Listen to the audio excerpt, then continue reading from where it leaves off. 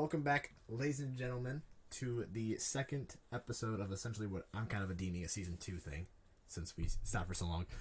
We're late. Season new point five. How about that? New point five. New point five. I like that. We're a little late this episode, and I mostly blame that on the fact that Jeremy, that listen. It says right in the title, we're unprofessional. All right, we're gonna move things around. Bam straight.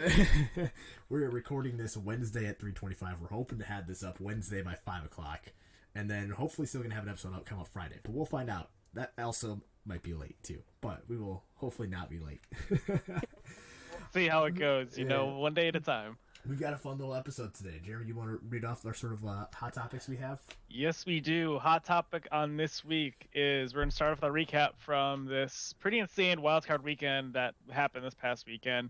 We're going to talk about a couple things, one of them being Aaron Rodgers. Got some juicy stuff about him.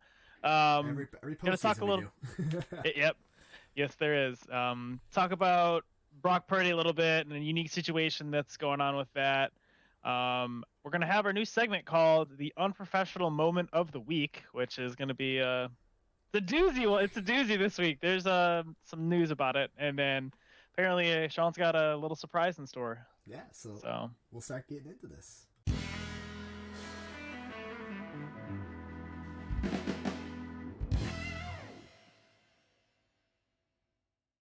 The display. Hang on. Oh, we're having issues. There we go. Hello, ladies and gentlemen. Headphones falling off. Like we said, background. like we said in the intro, we're not unprofessional. Yeah. For those of you who missed it, I had to. I give Jerry a little cue because he can't hear the audio, so he's gonna have something. Exactly. To look at here. But yeah. So let's start off. We'll go ahead and recap these last couple of games. What game do you want to start off with? Let's dive right in. What was the first game? First game was Niners Saturday and Seahawks. Niners-Seahawks was the first game. I think that pretty much went as expected, to be honest with you.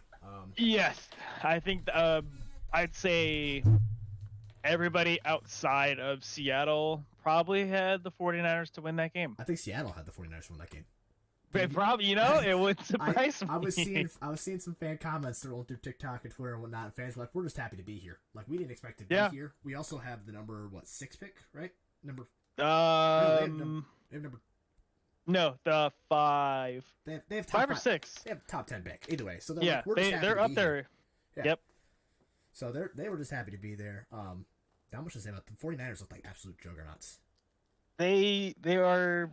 Very good. They have very little weaknesses on any side of the ball. Yeah. The offense, like honestly, I hate to say it, the weakest point right now is quarterback, just because the question marks. But even, Brock Purdy, he went in there and he did what he had to do, and it resulted in a W for him, which is amazing. And, he's only going to get better. So that offense is already looking like a juggernaut. Is only going to get, better. It really will. But, he's playing at this level. It's like I don't even know. It's just like a next level for especially a rookie quarterback coming into this is his 5th start, I think. Fifth or sixth start or something like 10. that. It's under 10 for sure. And he destroyed a divisional rival in a wild card game. That's crazy. Yeah, which is absolutely insane. I don't want to spend too much time on that one because that one was pretty much. Yeah, there's not much to talk about. I mean, one of the only things I guess you can mention with even the 49ers, they are this juggernaut and stuff. What do you think's going to happen if Jimmy G, his window opens up? I mean, you guys. This is fully I'm shocking him here. Jimmy G, 49ers say Jimmy G is healthy to go. He can play. Who are you starting, Jimmy G or Brock Purdy? You gotta start the hot hands. Listen, as a Bears fan, I've seen what happens when you bring the starting quarterback back into a Super Bowl level game. Thanks, Rex Grossman. You play the hot hand, all right? You don't worry about putting Garoppolo back in. You let the guy roll, and if he starts struggling, then you switch him out at halftime. But if he comes into that game, he's playing hot, and he's been playing hot, you don't mess with it. Because football is all about momentum, and if Brock Purdy has momentum, you let him play. Yep. That's how I see it. They should go look at that Bears Super Bowl run and realize that when Grossman went back into that Super Bowl, it was not pretty. So you let the hot hand. No, it was not. All right. I mean, like you said, there's not a lot to talk about with that game. Just absolute domination. So we'll go on to domination. Yeah. Next game was Jags Chargers. Jags. Right? One of the most insane games this weekend. One of the most insane games I've ever seen. Period. You know, I see a game like that, and the first thing you think of is 28-3. Second thing I think of was the comeback that Minnesota had against the Colts earlier this season. Sorry about that. Not really. But those are the first two things that come to mind. And I think it's the third largest comeback in postseason history or something like that, being down 27-0. Yes, I think it was. It's top 5, I know. I think it's top 3. It's them. I think it's them at 3, Colts and Chiefs at 2, and then I don't remember what's at 1. I don't remember what it is either, but yeah. So absolutely, it is amazing the top comeback. 3. I was getting ready to turn the game off. I was getting ready to turn the game off. 4 interceptions, 3 of them in the first player to ever throw 3 interceptions in the first quarter. I don't know if you know that or not. Yeah. But he broke that record. And I can't lie, they weren't on him. Like, I think 2 or 3 of them were tipped passes and whatnot. So I can't say that they were all on him. But they were down 27-0, and I was getting ready to turn the game. I was going to turn the game off at half. But Trevor Lawrence went down. They drove, got a touchdown, and I was like, okay, I'm gonna see what happens here. And I hung in, and my goodness, am I glad I did, because that was incredible. Momentum is a real thing in the NFL. I mean, I would say Jacksonville had much more momentum than the Chargers did going into that game. Yeah. Like the Jags knew they were the underdogs. Nobody was gonna be like, Jacksonville's gonna win this game. They're gonna blow out the Chargers. Justin Herbert's this new godlike quarterback. He's the new whatever. Yeah. And Trevor Lawrence, man, beat their asses and went to Waffle House to celebrate. He did go to Waffle House. That is legendary. If you haven't seen the video, unfortunately, I don't think we have the rights to show stuff, so we can't show everything and anything we want to. But Trevor Lawrence was seen walking into Waffle House after the game to celebrate the victory with his wife and whatnot. So, absolutely amazing. That's the most Jacksonville thing you can do. He fits the vibe out there in Jacksonville. I think he works great out there. But largest comeback, and I don't think the Chargers did themselves any favor. First off, Joey Bosa with his 2 unsportsmanlike conducts, if I remember right. He had 2 unsportsmanlike. Yes, he had 2 unsportsmanlike conducts. But that situation is. I don't want to get into that too much because that spoils something I have later. But that was just a whole big thing, and then they only ran the ball 8 times that second half. You know that? Yeah, they didn't. You have Austin Eckler. Mm-hmm. Run. I think who was it? It was Frank Reich that said this a couple years ago. Run the damn ball. Obviously, the Colts didn't listen to that motto, but they have a really good running back in Austin Eckler, and they just did not do anything the second half. Yeah. So this brings me to a question for you. Yeah. Out of who do you put that loss on for the Chargers? You put it on Justin Herbert, because he had 273 yards, which good yards. He only had 1 touchdown though. Had a passing rating of 84.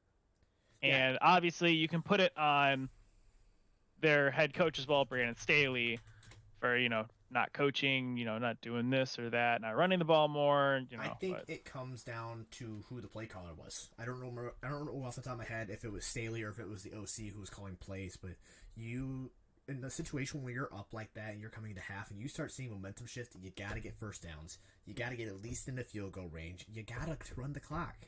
You are in control of the time of possession. If you run time of possession for that second half, Jacksonville doesn't even come close to coming back. Yeah, so literally, they scored what?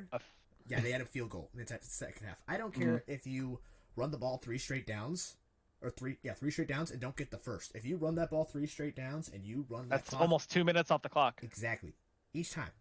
So even though 20 after halftime it was 20-7, so that's only 3 possessions. But 3 possessions at 2 minutes, that's, I can't do math, 6 minutes that you just ran off the clock on top of what they've already run off the clock. Yep. So they're trying to do these long, methodical drives. You're just trying to run the clock. You got to just run the ball. So I put it on whoever the play calling was. That's a fair enough statement. They tried to do too much, and it bit them in the ass. When you're up like that, do the basic amount, and you'll be fine. Yeah. So So ever since the Jag just went and came back and did this, I guess this we could probably save for next week. But quick little insight: do you think they can make a run, or do you think it's gonna all come crashing down eventually? Who, Jacksonville? Jacksonville. Do you think Jacksonville can make some sort of run, or do you think they can have like some sort of Cinderella run? I would like to think they can have a Cinderella run. However, they come into KC, who's playing great football lately. Like, it's kind of been underrated. Them and Cincinnati both are coming into the playoffs playing amazing football. I think both of the teams have won quite a few straight. I know Cincinnati's won many straight. KC's won quite a few straights. So, and, KC, I don't even think it's played their best ball yet. I think KC still got a lot to show, and they have a lot to improve on still yet. And hopefully they got that done during this bye week. But I think just the rest that they're going to have, and Jacksonville, I think it's just going to get outplayed. I don't think the defense is good enough to stop Mahomes, and I don't think Trevor Lawrence is enough to keep up with Mahomes. Yeah. So unfortunately, I would love to see a Cinderella run. Don't worry. If they win, I'm gonna lose it. However, I just don't see it happening because of the situation and who they're going to. Now, if you tell me they're playing the Bills or you're playing the Bengals, I might give it to you. However, KC is the juggernaut of the AFC. I think there's very little denying that, unless they play Bengals, in which he's 0-3 against them. Mahomes is, but he's their kryptonite. So, all right, yeah, that's how I see it. All right. Unfortunately, enough of futures right now. We're talking about the past. So let's go ahead and move on to the next game: Bills and Dolphins. Another high-scoring game. A lot of these games, they were all I think the over hit on at least 5. Yeah, and I think at least it came close. I think they all actually hit over. If I'm being honest with you. So I think even Cowboys scored enough to hit the over. Yeah, it had to be close, but describe that game in one word for me. Just describe Bills Dolphins in one word.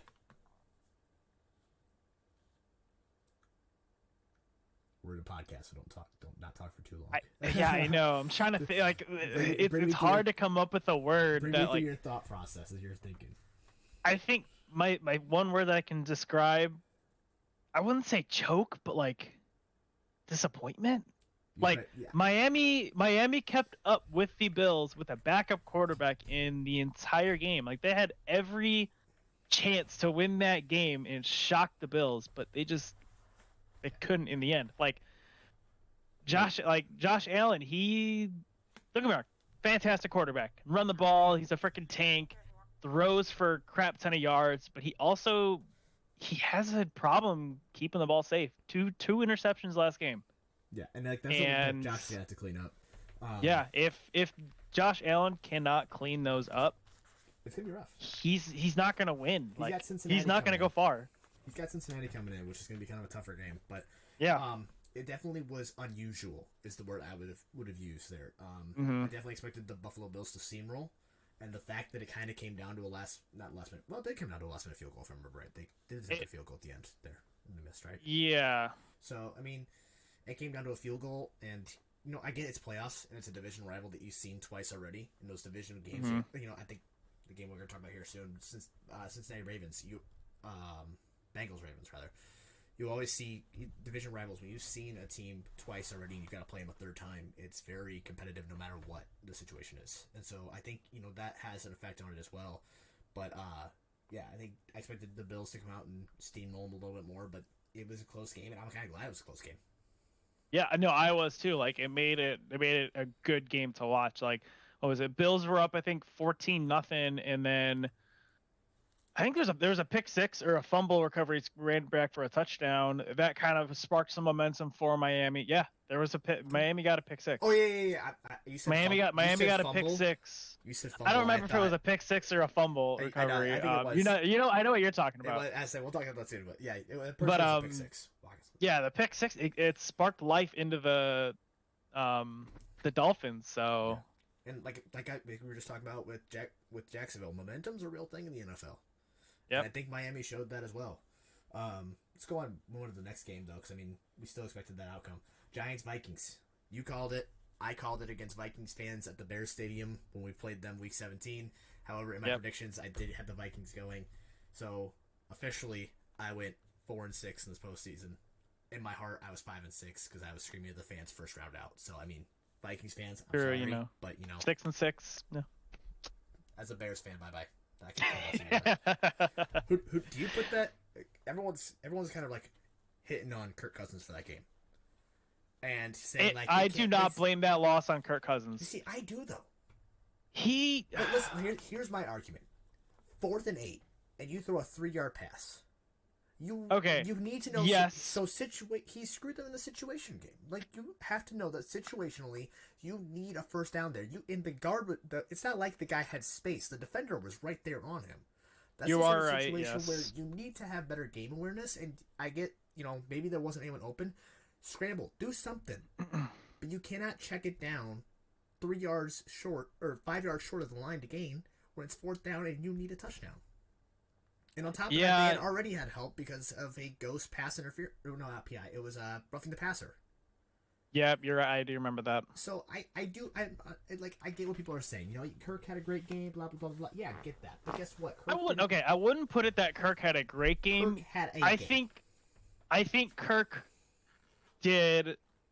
He managed the game decent because he went 31 for 39, 273, and two touchdowns and 0 interceptions. I get that. He did good. And I heard someone talking earlier because I was looking up some stuff about the Bears in the upcoming draft. Everyone looks at that and everyone's like a numbers guy. That's what everyone loves to see. Stop being a numbers guy in the NFL. All right, here's my hot take: stop being a numbers guy and look at how the situation works. All right, because you can look at the numbers all you want, but stop being I hate this was the word the guy used. Stop being a nerd. All right, numbers don't matter. It's how you perform in big moments. And Kirk Cousins was not clutch enough to be able to perform in the big moment. So unfortunately, I do put that. Well, not unfortunately. I don't like Kirk Cousins. It's not a secret. Biggest contract for no stupid reason. Kirk Cousins was not the guy in that moment that you wanted there. And so I do put Kirk. Yeah. As a quarterback, especially, you are in that limelight, and when you're paid what he's paid, you are expected to perform in those clutch moments. And if you can't do that, then you gotta go. Yeah, you make a good point. So, what about other side of the ball? Giants, on the other hand. Dude, how about that play? Can we talk? I don't know if you know what play I'm talking about, but the pump fake out for the screen pass. Oh, and he hands behind the back and run. Dude, I tell you what, if that was, I saw someone say this, if that was Patrick Mahomes, the NFL would be blowing up, losing their stuff. And I really, don't get me wrong, I think Danny Dimes, I'm in it for the memes with Danny Dimes. All right, that's what I'm in it for. But seeing that was absolutely incredible, and I was like, holy, I've never seen that before. And so that was absolutely incredible. So shout out to Danny Dimes for that move, because that made my week. That was the play of the week for me. That was a fantastic play, yes. But Danny Dimes he was really good at quarterback. 24 for 35, 301 yards, 2 touchdowns, rushed the ball 17 times for 78 yards. Yeah. And in key moments. Yeah. And Daniel Jones is not a running quarterback. He proved that when he tripped over his own feet with a wide open field. I was like, you had to let me finish the sentence on that one. But that's what I'm talking about. Can he move and get out of the pocket? Yes. But is he the best at doing it? No. But that's what you need to have a quarterback be able to do. So back to Kirk Cousins, like I was just talking about on that 4th down, scramble, get out of the pocket. He had open field in front of him. You go back and look at that play. He had open room in front of him. Instead, he checks it down to the guy. So Daniel Jones did exactly what Kirk Cousins couldn't do, and that's why they won. Yeah, that's a fair enough answer there. So, but Saquon, he's still a monster, man. I'm happy for Saquon. He's coming back. Saquon. He had the bad injury last year. Question marks. Got another question for you. I think we're thinking the same question right now, but I'm gonna have you ask. I actually think you're asking a different question than I'm gonna ask you. My question to you: do the Giants re-sign Danny Dimes? I think you have to. I think because he's had a very good year, and I think with where they're drafting and what's available, I think you have to. Because unless they plan on trading up, if they plan on trading up and doing something, then yes, okay. But I think as of right now, because you don't have that backup or that insurance, you have to resign him. So, I agree. I think the last coaching regime that he had, they failed him. And when they brought in Brian Daboll, he's changed the culture in New York. They're a good team. Yeah, he brought the best out of Danny Dimes, whether that's him or the OC, a combination of both of them. But he all year he looked solid. He got them to the playoffs, won them a playoff game. That's something some of these quarterbacks haven't done. Yeah. And So I think you do. My question to you actually was, as of right now, who wins comeback player of the year? CMC or Saquon Barkley? that is a good question. They both, I think. I give the edge to CMC. I mean, Saquon, don't get me wrong, has done amazing this year, but CMC came back and had his best season in a long time. Went to a different franchise and still had a great season. Learned that system really quickly, and he's still getting better with the system as he's learning it. I give the slight edge to CMC, Christian McCaffrey, when it comes to the comeback player of the year. Let's see. I'm going to compare their stats real fast. So 2022 season stats. We'll start with CMC first. Rushed for 1,100 yards and 8 touchdowns, which is, I'd say it's solid for a running back. Mm-hmm. But he's also he's a dual threat receiving back too. He can catch the ball. So with comeback player of the year, it's hard to just look at statistics though too. So you got it is, yeah. But I think I'll go Saquon. You want Saquon? I think. Yeah, I'd have to look and see who some of the other other candidates are, but if we're just comparing off of these two, I'm gonna have to go Saquon. Yeah, fair enough. You know, because CMC got traded, yeah, and he got traded to a team that was already good. Like, I'm not gonna say that's gonna fault him for it. He was still doing well with the Panthers, though. He was, yeah, but like he was kind of a spark, I would say, for the Giants. You know. Yeah. No, so that's my reasoning. I agree there. Let's move on to the next game here. Ravens Bengals comes down to a fumble. Sam Hubbard taking it to the house. There was a little bit of an illegal block in the back. I like the no call on it though, just because let him play a little bit there. Yeah, you gotta let that one play out. But he loved that. Sam Hubbard just running it, and you could see he was just like, "Oh God, don't tackle me." Where's he at? Yep. He was getting winded. It was amazing. I loved it. And you see Mark Andrews running up behind him, a whole DK Metcalf style too. And yeah, I remember I was in the bathroom and I came downstairs and my dad and girlfriend were talking about her new job, and I happened to walk right in front of my dad and I look over and I just see the ball get punched out and I see it land in his lap and I'm like, "Oh my goodness!" Yep. And I interrupted their conversation and watched him run all the way back, and my dad was like, "What'd I just miss?" And obviously they showed it again. He was like, "Oh my goodness!" So, yeah, that's my little story for that one. But that was a great. moment. that was a fantastic moment. But I'll ask another question: if Lamar was playing quarterback, do they win that game? Granted, if Lamar was he was that's hard to healed and he played, do they win that game? You can always say this and that. It's hard to say because looking at, I don't think Tyler Huntley had a terrible game. He had the one interception and one fumble, in which first off comes down to a little bit of his game awareness because it was third down for that, if I remember right. It was a third down QB sneak. On third down, you don't want to extend the ball. You want to do that on fourth down. But even if he hadn't extended that ball, when he came down, he was in the end zone. So all he had to do was hold on to that ball, and that's a 14-point shift. Now you've got 24-17 Ravens. Granted, there was still 3 minutes left on the clock when that happened. So it's kind of hard to say. I would like to think that maybe they would have won that game. Granted, maybe the Ravens were in a better spot in general. But it comes back to what I was saying earlier about the Buffalo Bills and the Miami Dolphins. When you've played the same team now 3 times, your division rivals, anything can happen. And so, I think Lamar and the Ravens did beat the Bengals that first time that Lamar was healthy. They didn't win the second time. But I think, I was like I said, anything's possible. I think, obviously, you look at it, you see, okay, one scored possession, they were running with the backup. Yeah, they could have won it. But I think this is a different story there because, like I said, Huntley didn't play a terrible game. 1 interception, 2 touchdowns, right. 226 yards, 17 for 29. And the fumble. So the fumble hurt him. I think not running the ball with J.K. Dobbins there on that goal line of third down also hurt them. J.K. Dobbins has been pretty much a beast since he got back, and you decided to run it with Huntley on 3rd and 1. And he decided to extend. Like I said, lack of game awareness. It's 3rd down. Hold on to the ball. He ended up in the end zone anyway. If it's 4th down, yeah, extend that. But 3rd down, hold on to that ball. Yes, it's going to be interesting to see with the Bengals because they're having O-line issues. But that's been the story all season. It was the same story last season.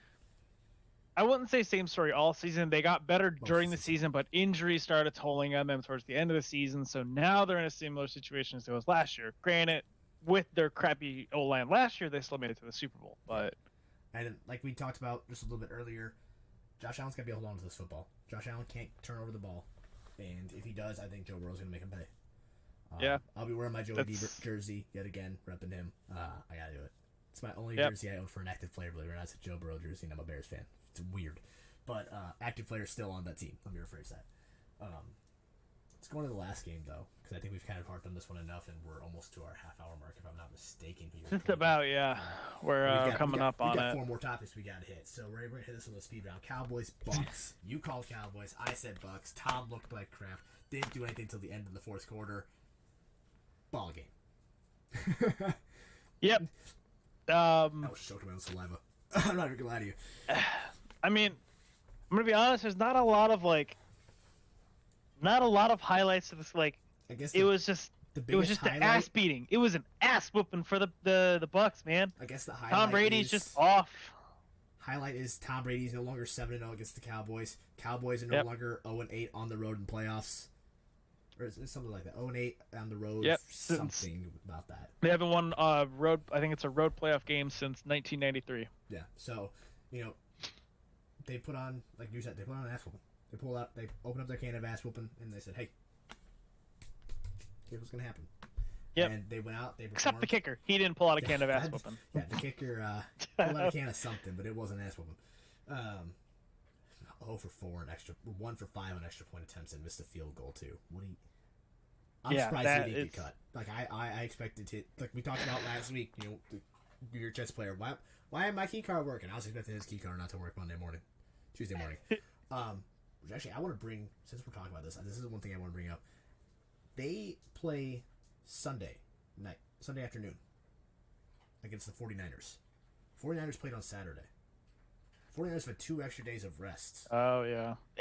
It's been pretty much a hot topic, and I even asked you this a couple of days before the playoffs, if I'm not mistaken. Why do we still call it Super Wildcard Weekend? At this point, it's still just Wildcard Weekend, and I don't like the idea of having this game on Monday. This game probably should have had 3-3. I get the NFL wanted to stretch it, but now you're kind of giving a little bit of advantage to the 49ers. 49ers have had 2 extra days rest. Sunday they rested. Monday they looked at tape. Tuesday they prepped for the Cowboys. Yeah. Cowboys now rest Tuesday, look at tape Wednesday, prepare Thursday, fly out, prepare Thursday, walkthroughs on Friday, fly out Saturday to play on Sunday. So, I mean, you're looking at a much different situation compared to, like I said, the 49ers have had 2 extra days rest. Yeah. I think they, like, if you want to keep the Super Wildcard Weekend title, sure, but don't spread it amongst 3 days, because I think I don't know if they've always had it, because it is what Super Bowl weekend was like the last 2 years, and it's always been President's Day week, or not President's Day. Since they expanded it to the 7 teams instead of 6 teams. And I think they should, kind of how the NFC and AFC championship games are played. One's played on Saturday, one's played on Sunday. I agree. I think make it so all the AFC games will be played on Saturday, and then for wild card and the divisional games, all AFC will play on Saturday. Each team gets equal amount of rest, besides a couple hours between the games. No, I 100% agree. I agree with that 100%. I was actually going to say that NFC plays every Saturday, AFC plays every Sunday, and then obviously they have the extra bye in the middle when it comes to the Super Bowl, so it doesn't quite matter anymore, and then they play that Super Bowl Sunday. I think that's how it should be laid out, just because, like I said, you're giving a team 2-day advantage. 2 days is a lot of time for recovery. Like, I know, like, we say it, and you're like, okay, yeah, but, like, I go to work 5 days a week. I'm like, yeah, I get that. But these guys, they're getting slammed and whatnot, and so, yeah, do I think you deserve 2 days recovery? Absolutely. Go for it. Take 2 days off. See if I care. Yeah. So, I'm gonna, this is kind of, is Tom Brady done, or is he gonna stay with the Bucks, or is he gonna get traded? Based on what I saw from his post-game conference, he is done. I don't know if you saw it, but he was very reflective, it appeared. He was very reflective. Yeah. He was very thoughtful. And he went through and he thanked everyone. He said, thank you guys for, being awesome, blah, blah, blah, blah, blah. Yep. And so I think he's done, at least in Tampa. I think he's going to retire. it's Brady. Who knows? Gronk's flirted with the idea of possibly coming back. So who knows? But I think Brady. There's a chance he's done with Tampa. Well, I'm gonna say there's probably an 80% chance he's done with Tampa. So, I think, and I'm not just saying this because I'm a Colts fan and fuck Tom Brady. I want to say he's done. Like, You think he's done? I think he's done. Not just with the Bucks. I think he's done. He's gonna be 46 like before next season starts. What team is gonna want to sign a 46-year-old quarterback who's probably like a few big hits away from just getting killed on the field, dude? You know what my answer is already, don't you? It's not gonna be the Colts. No, it's not gonna be the Colts. Listen, we have been in quarterback hell for the last 5 years. We are done. This is our opportunity to get our quarterback of the future.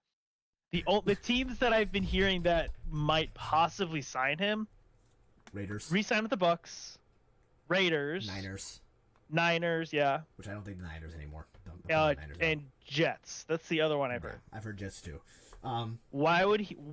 What I could maybe see the Raiders, but they're not in any sort of position to win division or even sneak. No, not to win division. No, sneaking wild card. I think it's possible. Not even wild card, dude. They have to play Mahomes 2 times a year. Yep.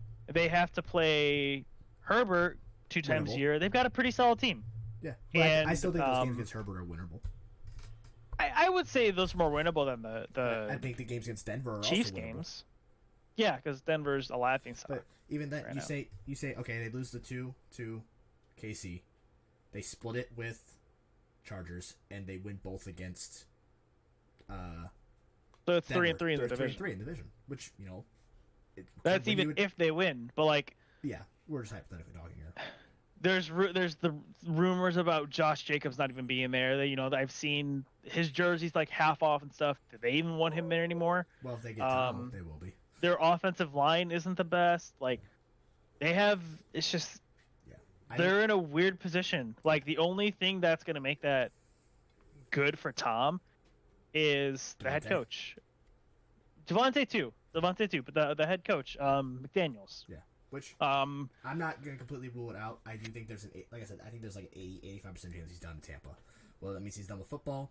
I don't know, and I'm not gonna claim to know. First time I know anything, though, I'll tell you. I'll let you know. But yeah, I think he'd be dumb to go to the 49ers only because 49ers have a fantastic they have 3 quarterback situation going on right now. Well, they have a terrible... Why would they want to pay Tom Brady $30 million when they're paying Brock Purdy less than $1 million? They have a good and bad situation because you know the saying: if you have 2 quarterbacks, you have no quarterbacks. So what do you do when you have 3 quarterbacks? All right, enough time with this. We have wrapped up this past weekend. Awesome weekend, you know. Absolutely. One of the best wildcard weekends. Had drama and all this stuff. All right. So on to Aaron Rodgers. For those of you who don't know, Aaron Rodgers went on to the Pat McAfee show on Tuesday, I believe it was, earlier this week. Yes. And when asked if he was returning, he had this to say, quote, "Do I still think I can play? Of course. Can I play at a high level? The highest. I think I can win MVP again. In the right situation. Is the right situation in Green Bay or somewhere else? I'm not sure. I don't think you should shut down any opportunities. I think there's more conversation to be had."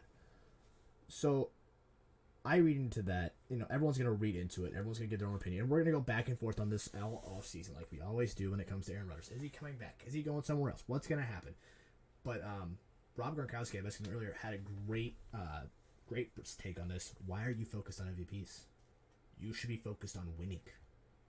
And if you think you can come back just to win an MVP, you shouldn't come back, essentially, is what he said. So what do you make of the quote there? I mean, I understand kind of what Rodgers is saying, but I also agree with what Gronk is saying. I fully agree with what he's saying. Why would you come and play? He's what, 38, I think. 39. Why would you? So he's upper 30s, about to be 40. Yeah. Why would you want to play only for an MVP? Yeah, you're the MVP. Who gives a shit? Yeah. Like, really? Who gives a shit? That's like you ask. Be the Super Bowl MVP. Win a ring. He has 1 ring in the span of like a 12-year career in Green Bay. Something crazy. Something like that. Yeah. That's like Patrick Mahomes on the Kelsey Brothers show at New Heights. He mentioned when it comes to MVPs and awards like that, yeah, it's great, but what matters is lifting Lombardi at the end. So Exactly. if Rodgers is sitting there focused on winning an MVP, then he's not focused on winning. One, it means he's focused on getting paid, which is exactly why Devontae didn't come back to Green Bay. They couldn't afford to pay him after they had paid Aaron Rodgers. Focused on getting paid, and he's focused on personal accolades. Yep. He's more focused on building his own image rather than the ultimate goal. Like, yeah, he had put out, also said, he doesn't want to go to. He doesn't want to go back to a rebuild. Yeah. So. But he also mentioned in that same sentence that no team's going to come out and say, "Oh, we're rebuilding," which absolutely Exactly. is true. Which is, and he's like, whether that's in Green Bay or if it's another team, that has yet to be seen. Yeah. Green Bay.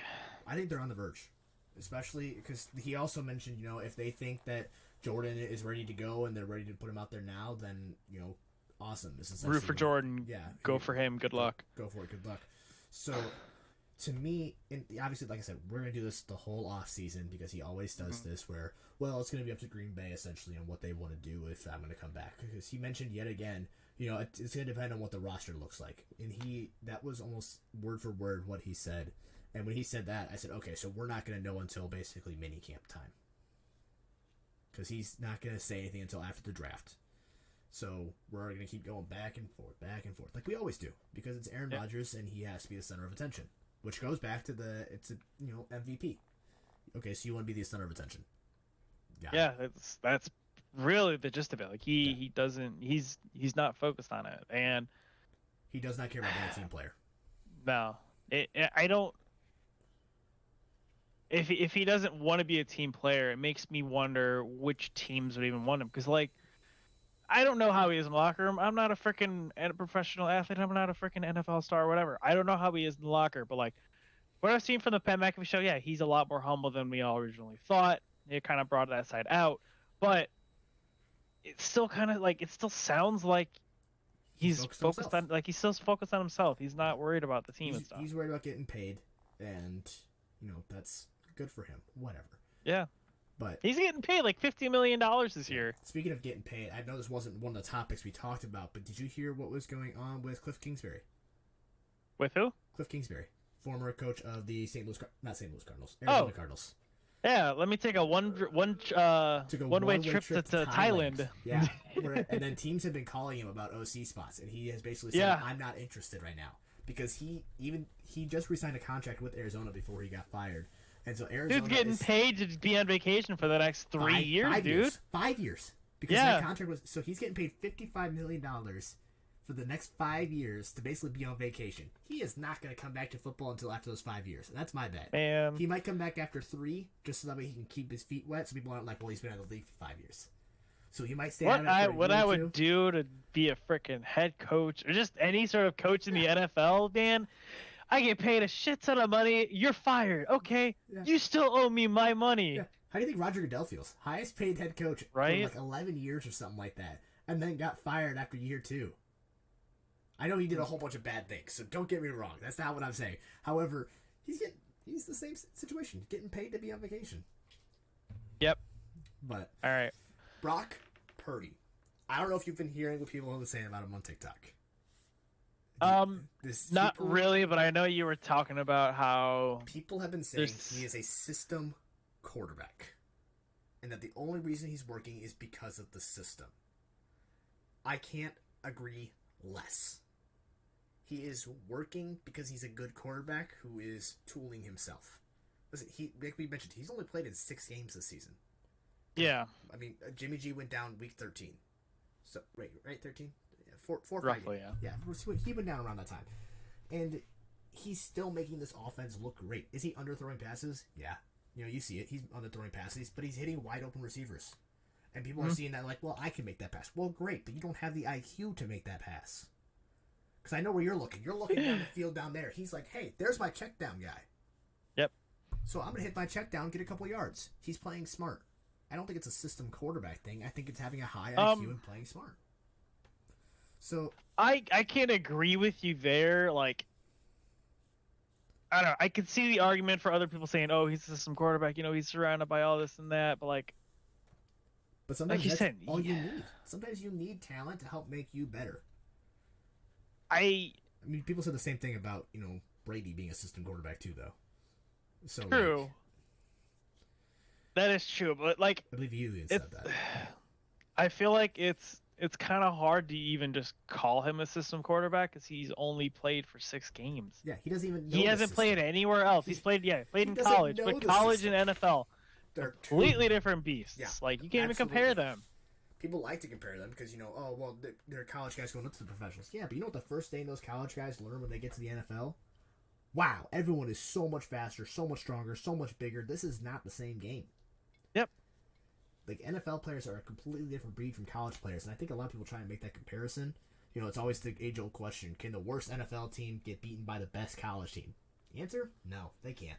No, not even close. Yeah. I feel like the Texans' worst team in the league, obviously, right now. This past Georgia team, there's no way that Georgia team can beat I'll do you one the better. Texans. I'll give you the LSU team with Joe Burrow, the dream college football team that we've had in the past 10 years. Like, the dream team over the last 10 years.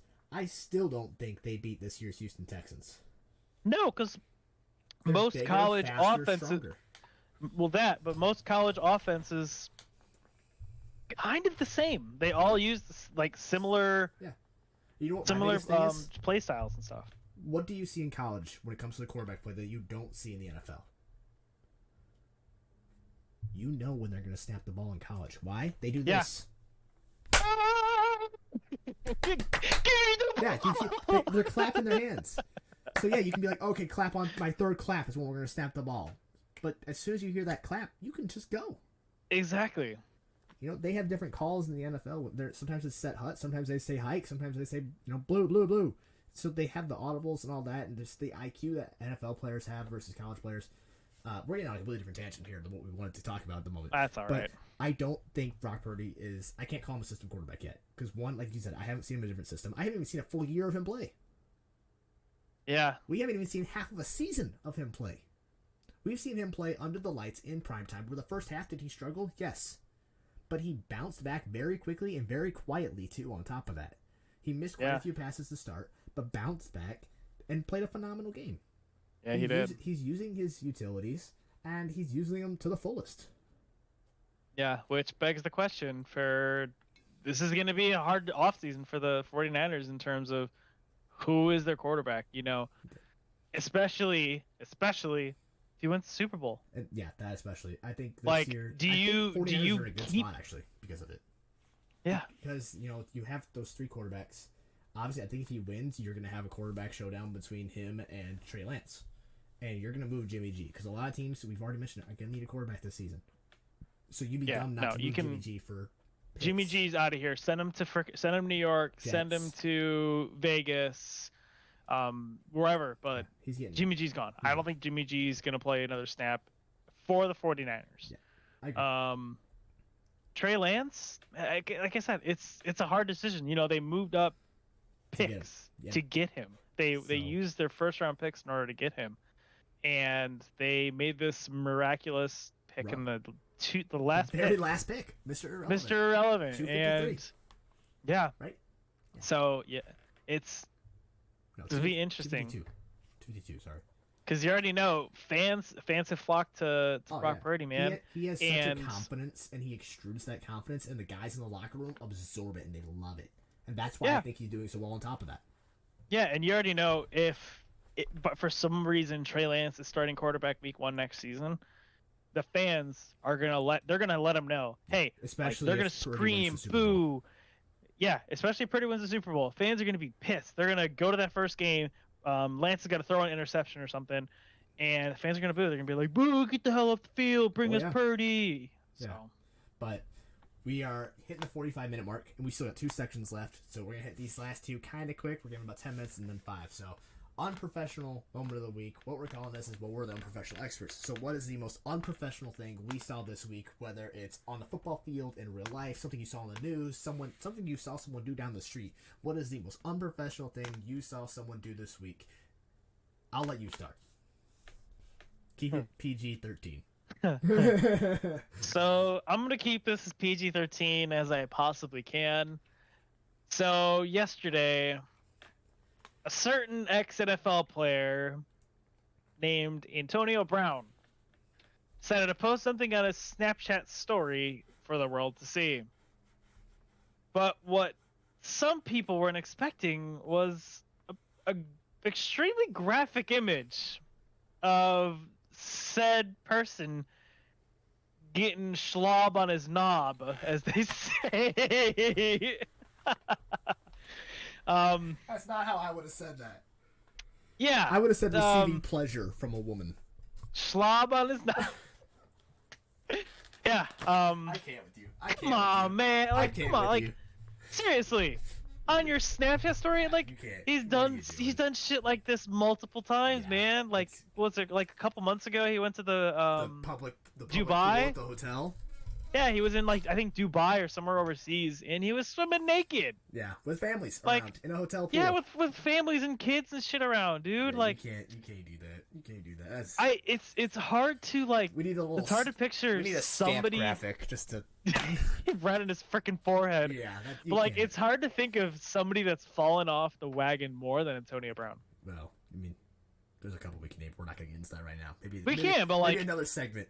It's nonstop with him, man. It is nonstop. What's gonna happen next month? I'm sure. I can almost guarantee you happen. something's gonna happen with Antonio Brown. He likes being in the news. He likes it. Yeah. My unprofessional moment, I kind of alluded to it earlier, is the ref that chased after Joey Bosa after Joey Bosa was upset about a no call. Which, mind you, I don't disagree with the no call. I get he wanted a holding. I don't think he was held that bad. But the ref that chased after him, so basically rile him up to get him into throwing his helmet on the ground, causing an unsportsmanlike conduct.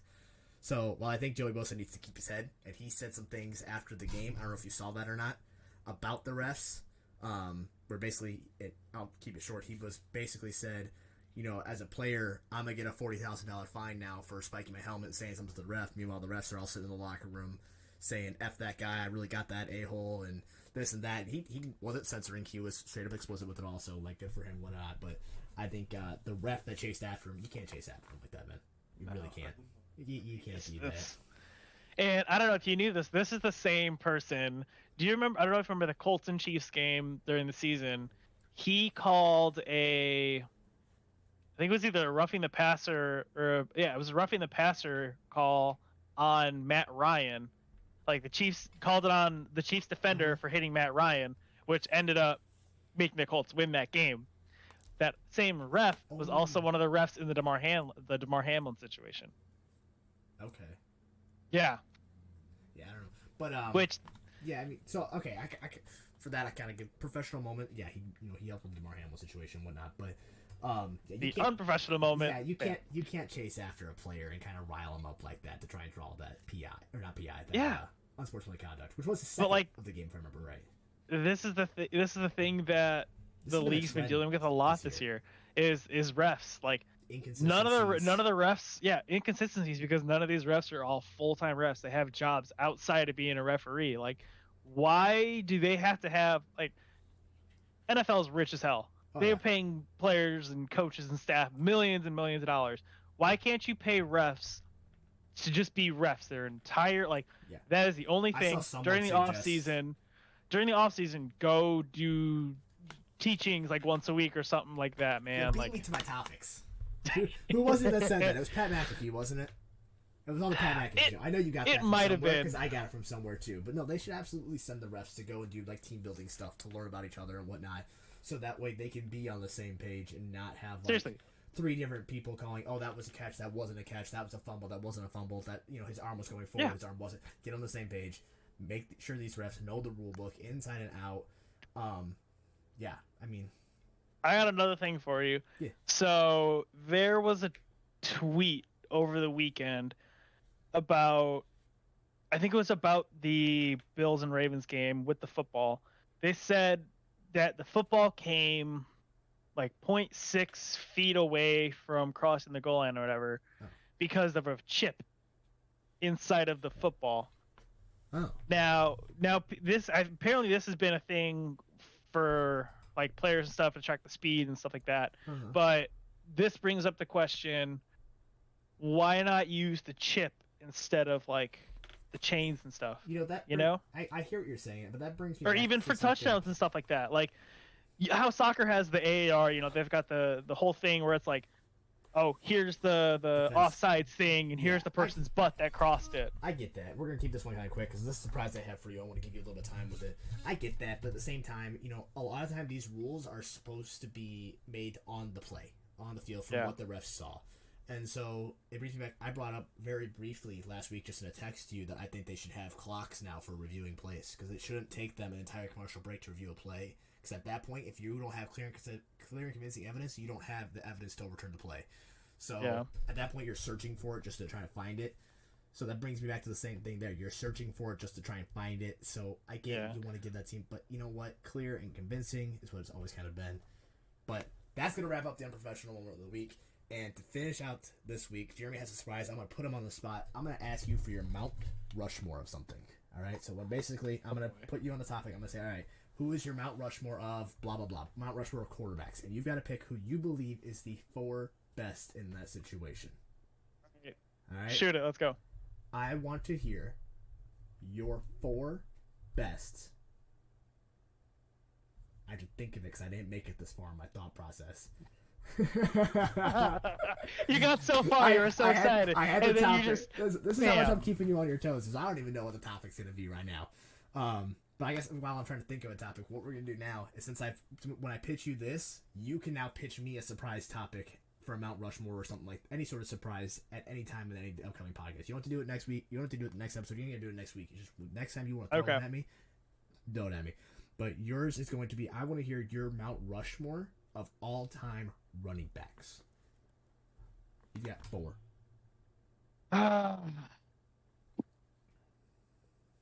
Damn, that's a good question. You got 9 minutes. Damn, that's not enough time, man. No, I told you, I'm putting you on the spot here, man. I think I could put Walter Payton. Walter Payton, okay. I respect that. I think 100%. Walter Payton. I'll put Barry Sanders up there. Okay. You're just looking at most rushing yards from a running back. No, I'm not. Listen, these could be for any reasons. They could be just because, like, it's a guy you grew up watching. It was a guy that you think. I honestly think I can put Frank. I'm gonna put Frank Gore up there. Okay. That's kind of I wouldn't say a surprise pick, but like I'm not gonna lie. I probably would have Frank Gore in my top 4 as well, just because like that was the first, like, outside of Matt Forte, he was the first running back that I grew up with. I think because he was just in the league for so long, and the man bounced around to so many teams, but still did incredibly well. So Frank Gore, Barry Sanders, Walter Payton. I'll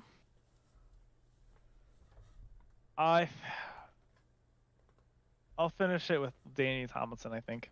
Damian Thompson? Yeah, I'll round it out with that. Okay. I respect. Is that let's hear yours. Of running backs? Yeah, I want to hear yours of running backs. I can't disagree with Walter Payton. Mm-hmm. I mean, they have a freaking award named after him too. You can't disagree with that. I'm trying to think. I almost do want to say CMC because he's kind of changed the game in terms of running backs. Running backs before were always the guys that just ran the ball. And CMC's kind of changed that a little bit to making it a little more optimal, where you got running backs that actually kind of catch the ball now. At least it's much more known. Because I can't think of running backs really before then who caught the ball a lot. Yeah. So I can. Just the sort of like. I can respect it. Sort of the evolution. Oh man, what's his name? I cannot think of it. The running back from Cleveland. Jim Brown. There we go. Jim Brown. Jim Brown. I gotta put up there. So I got Jim Brown, Walter Payton, CMC. It's so hard to put Bears up there because that's what I know the most. Man,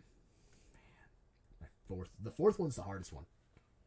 I know. The fourth one's the hardest one. I wasn't expecting you to throw it back to me though. I was expecting you to take longer than that. Surprise, bitch. Yeah, surprise. Surprise, shawty. I'm gonna go Emmitt Smith.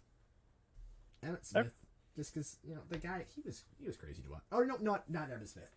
AP. What am I thinking? I what am I thinking? AP. Like, don't get me wrong. As a Bears fan, I hate AP. As a respecter of the game, I love AP. For that span of the 8 years, I think, for his like true prime, dude, he was incredible. He dominated. Yeah. But ever since then, there's been no running back to win MVP since him. No, it hasn't.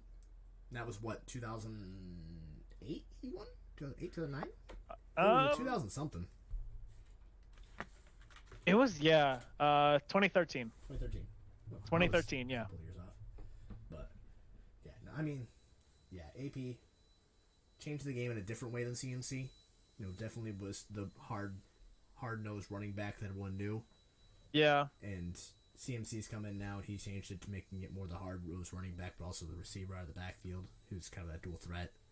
Walter Payton, just because sweetness, and then Jim Brown, just because he was a tough mother runner.